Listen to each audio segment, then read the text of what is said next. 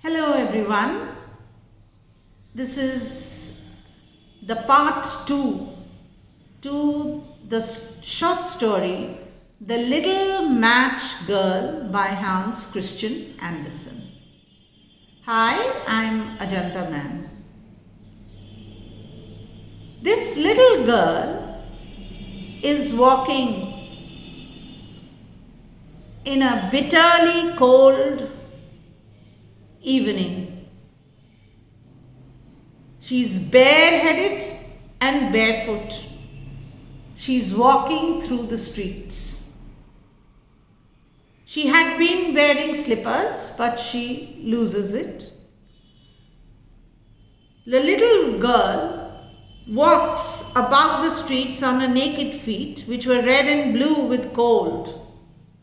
And in her old apron, she carried great many matches.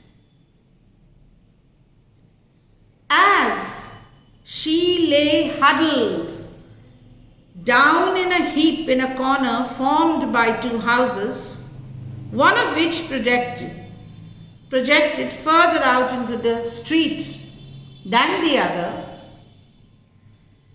she tucked her legs under her. She felt colder and colder. So what does she do? She holds her hands, which are numb from cold. She holds her hands over a warm, bright flame of the matchstick that she lights up. The match, it seems, turns into an iron stove.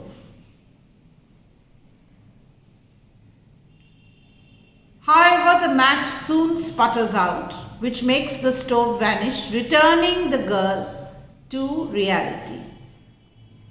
The little girl then strikes another match, and when the flame hits the wall of the building, the wall becomes transparent as a veil.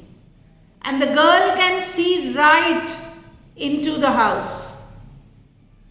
And inside there's a table set with the finest porcelain, china, crockery, glass crockery, featuring a roast goose that leaps up from its dish and waddles towards the girl.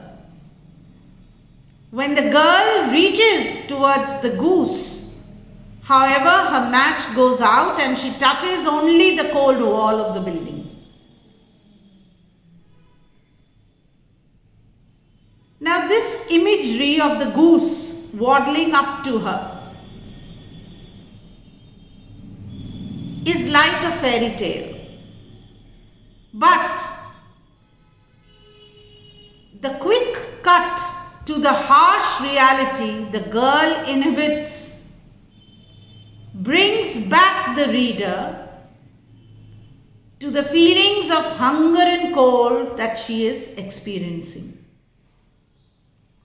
The little girl burns yet another match, the flame this time conjuring a brilliant Christmas tree, much larger and more beautifully decorated than the one she'd recently seen at the rich merchant's.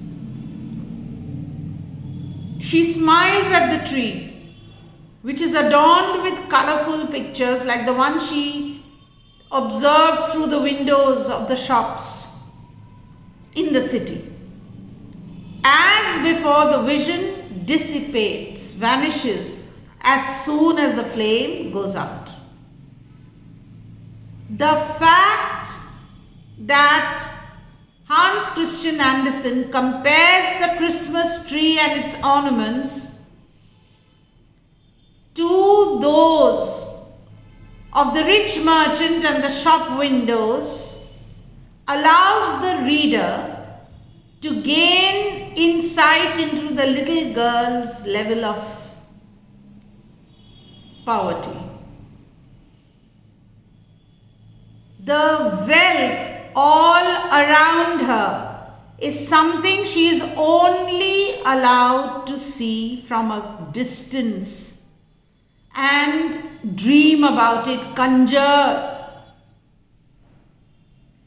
a dream in her, conjure an imagination in her imagination, and which serves to further highlight the wealth inequality, the social status between the little girl and those around her.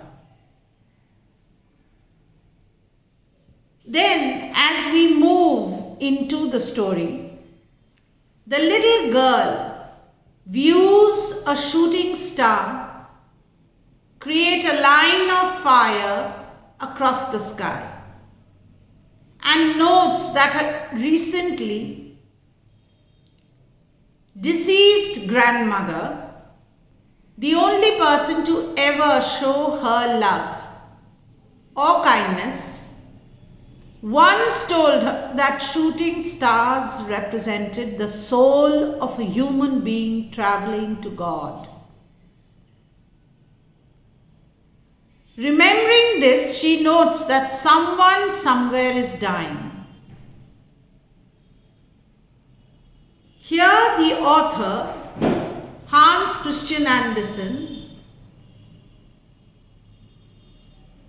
shows the representation of the shooting stars as a kind of omen for death,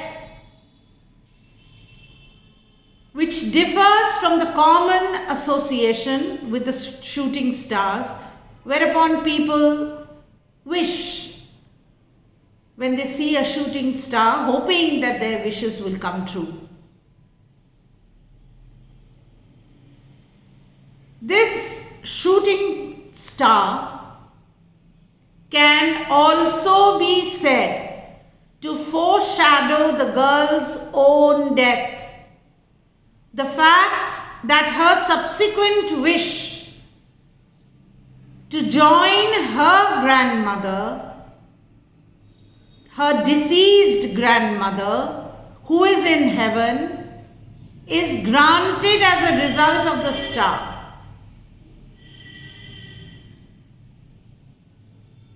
The girl burns another match, and this time she views the face of her kind deceased grandmother.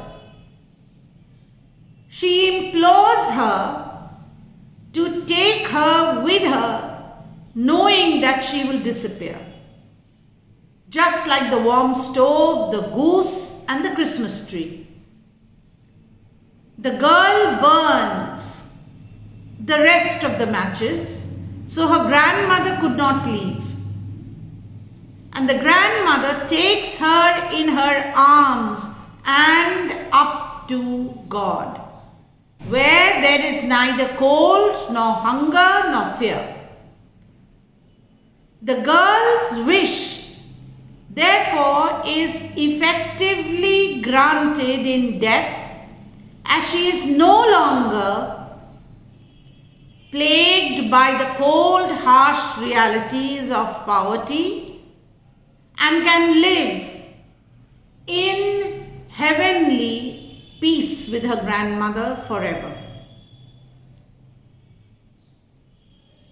This little girl's recognition of the visions that she had conjured before, though pleasant, these visions were only temporary,